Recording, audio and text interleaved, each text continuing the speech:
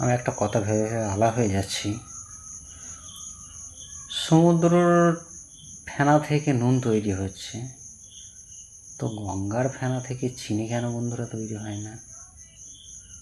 কত নোনা জল নুন তৈরি হচ্ছে, গঙ্গার জল মিষ্টি, তো মিষ্টি জল থেকে কেন চিনি তৈরি হবে না? আমি ভেবে ভেবে হয়রান হয়ে যাচ্ছি বন্ধু, কেন হয় না? এই মিষ্টি জল বলে, এটাও শুনেছি যে সমুদ্রর মাছ নাকি আমাদের এই মিষ্টি জলে এলে বাঁচতে পারে না, যেহেতু মিষ্টি জল, এটা সুস্বাদু জল, তাহলে এখান থেকে চিনি তৈরি হবে না কেন? এটা আমি বহুত দিন থেকে ভাবছি, কিন্তু উত্তর পাচ্ছি না।